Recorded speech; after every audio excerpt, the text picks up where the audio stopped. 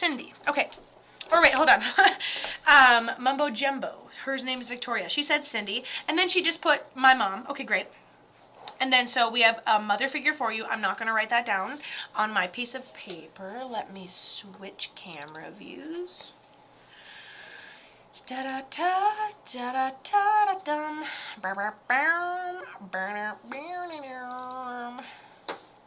Oops, wrong. Boop, done. Okay, great.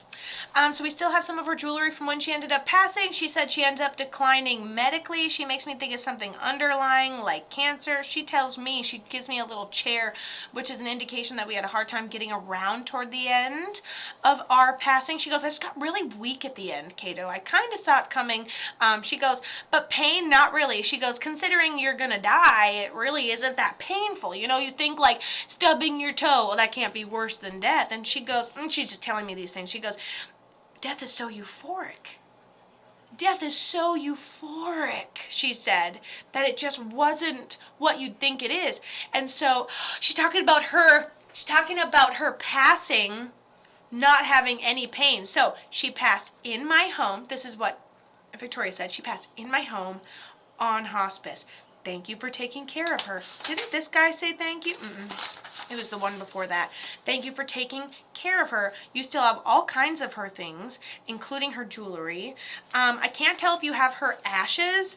When I think about having her ashes, I start to feel uncomfortable. So maybe you weren't comfortable doing that, but maybe we have her ashes. Anyways, we have jewelry.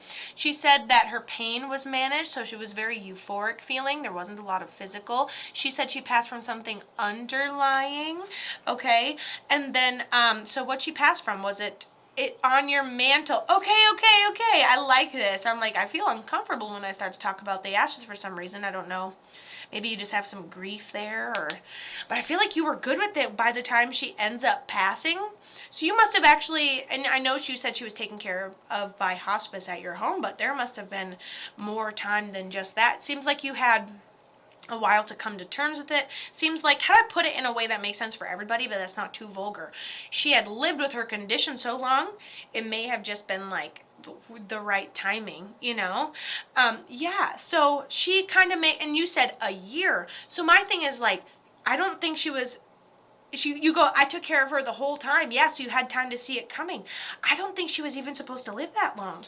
What if we're correlating with the back reading, and I'm like, if you were taken care of properly, maybe you'd have made it a couple more months. And let's even go back one more reading where we had Jaden. He was brought home from the hospital. He made it 3 more months out of absolutely nowhere, right? And then we have yours. You took care of her. The way she's talking, she shouldn't even have made it so long. She had a lot of medical conditions beforehand. Yeah, I'm going to let you know now, her passing was great because it was low pain to no pain. Very euphoric. Didn't have a lot of physical ouchies at the time. She makes me feel like the timing is good, and it's not like about time. It's not like about time, but the timing is good. We were okay with it. We probably got a chance to say goodbye, or we had some closure, unless you like, you know, just go to like take a nap and she happens right then. Then in that way, no closure. But realistically, this feels really good, and she said she didn't expect to live as long as she did once she moved in with you. Okay.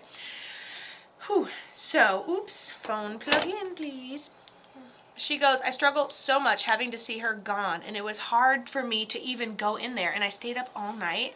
I felt when she was gone. Okay, she had a lot of medical conditions.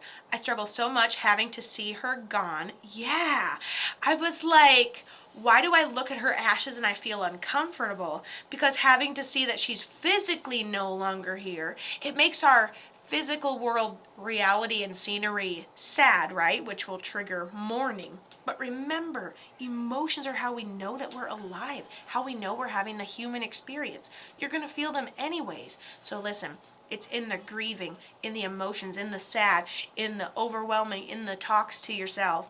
That is where your mom currently is still. You always hear your name being called when no one else is around.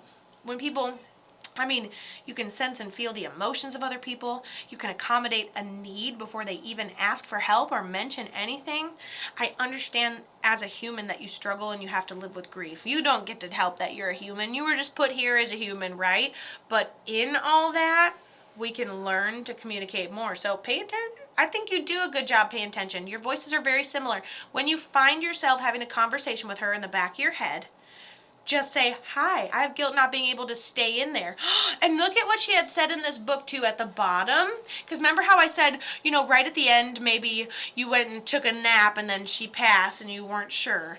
And I said, we had something underlying medical, and I'm going to put it here because we're on TikTok, but it says went. You know what I'm saying? Like, okay, so we had this medical thing where underlying passive cancer and then went, okay? So I'm like, I'm not sure if you stepped out of the room, and so your guilt is right there. You don't like to see her go, which I felt that same vibe when I was standing there in front of her ashes with you, right? And then you have guilt for actually leaving the room and then it happening. I want you to know you have no reason to feel guilt.